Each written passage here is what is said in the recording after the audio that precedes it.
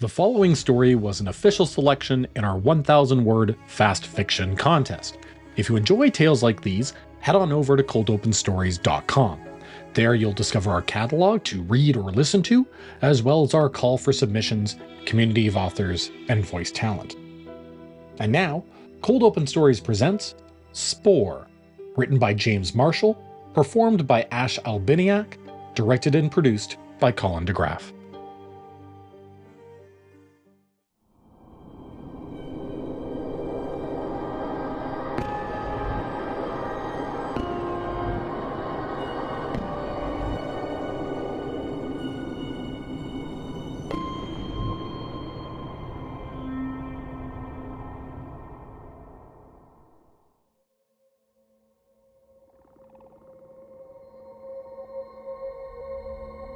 Mother suspended herself in the upper stratosphere, manifest in many brilliant forms.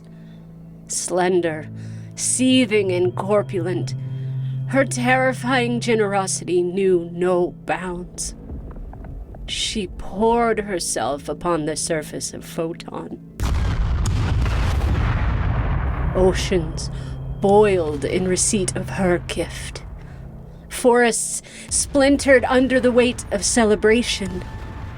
Chittering tides of her divine flesh, descending in storms of claw and chitin, surged across the sundered land masses. Mother and her organs were magnificent in ways unfamiliar to believers in the Imperial Creed. As the atmosphere of Photon buckled under the intimacy of her embrace, so too did their thin faith in the corpse god emperor. Mother's sheer kilometers of musculature flushed his emaciated image from their minds. Some simply gawped. Others took flight, thrashing about for some desperate passage off-world. District Tab Nurse Erin tried to slow her breathing. Deep and circular through nose and mouth. Her steadiness cut through the arrhythmic effort of the service lifter and calmed the ragged group arranged around her. Expectant mothers all, she pressed down gently on their sorrow. She tasted it herself. This heady mix of jubilation and disaster. Erin glanced up from tending to her charges, and through the greasy lumen light, her gaze met Ulf's. Fear and shame sat tightly in the Imperial pilot's thin jaw, the hard angles of his flak harness out of place amidst the swollen bellies of Erin's brood. He'd abandoned his post. That much was clear. But whether he'd intended to lead this evacuation effort beyond rescuing his sibling, Erin couldn't know. That he did not understand the significance of his place in Mother's plan, Erin was certain. There was blood about Ulf's neckline that was not his own, and the grip of his knuckles pinched white around his sister's young frame. "Thank you," Erin offered. "This is a terrible burden for them." Ulf blinked at her words and managed an unsteady nod. "We're approaching the lander," he breathed. "Stay behind me." The lifter gave a shuddering halt before the maw of the airlock doors. Atmosphere ripped into the shaft, and before them squatted an idle shuttle on an exterior lander pad.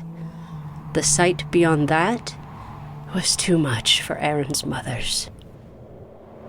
Mother's organs had reached out her divine flesh and gripped the neighboring hab spires.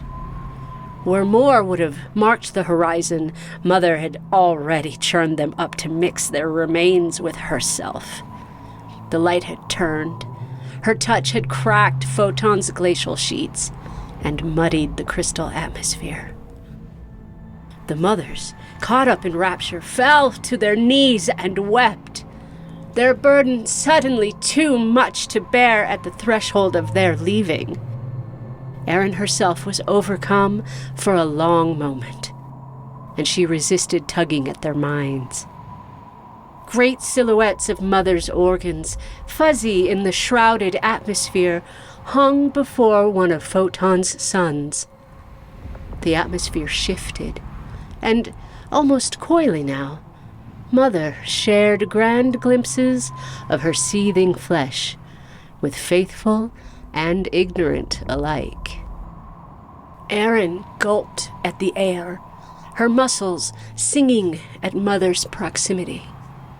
The organs resembled so closely the shadow puppet gestures that generations had used to render this moment for one another, in secret sholas and hidden congregations, to reach out between murky lumen light and filthy hat-block wall with crude human hands and imagine her. Subconsciously, Erin's hands shifted at her sides, through the poses for rendering this organ and that. Fingers splayed and knotted to resemble in miniature the titanic forms she saw before her. This was Mother's gift, Erin realized. Not just the clutch these mothers carried, or the aspects of her that Erin's more fortunate cousins wore, but the chance to reach outside themselves and imagine some salvation beyond brittle imperial thought. But it was not to be. Not for Erin. Not for these sibling mothers. At Mother's behest, the very moment of joyous reunion was now turned solemn pilgrimage off-world. The whine of engines drew Erin from her bitter reverence. Ulf had begun the ignition sequence of the lone shuttle. Knowing that she would never see Mother again, she turned from the divine landscape and drew the wailing brood towards the drop ramp of the idol shuttle. Ulf climbed steeply towards the stratosphere's edge, intoning audibly a prayer to his emperor for deliverance. Erin cradled the sister, both strapped into co-pilot position. Beyond the cockpit armor glass, other ships on similar escape vectors formed a spectacular tableau against the thinning atmosphere. Few would succeed. Mother's organs, offended at the expression of such ingratitude, reached out to swat the fleeing shuttles. But not theirs, Erin knew. Mother willed they would pass. The sisters wept in terror, and Ulf's ministrations raised to a shout as some resplendent element of Mother's divine flesh bisected a lumbering freighter above them. To see such scale of glorious flesh surge through Imperial engineering, tearing and folding it to ruin, even while its lifeless, steel-wrought frame retained some void-bound momentum. Erin, too, began to weep, but now at the beauty of it. Some tatters of falling remains glanced off the hull, and for a moment, Erin's selfish instincts trilled. She willed them to plunge back to the surface and find communion with her. But Mother willed it otherwise. The shuttle slipped the atmosphere, excused from her embrace, divined to bring her gift to the next world, and the next, and the next. Photon's gravity receded, and with it did her voice in Erin's muscles. Instead, a great morass gripped her, matched with fresh weeping from the mothers in the hold below. They felt it too. Such bitter privilege, to be rendered the very limbs of her embrace. The further they reach, the further they go from her. Ulf peered into the void, pointing with ignorant relief at a motley collection of refugee ships. He surveyed the instruments, voice hoarse and awash with adrenaline. "By the Emperor, no pursuers, and a survivor fleet." He spared her a glance, meant to reassure. "They'll take us in. We're saved." Aaron spoke nothing to his salvation, only smiled sadly and went below to tend to her own.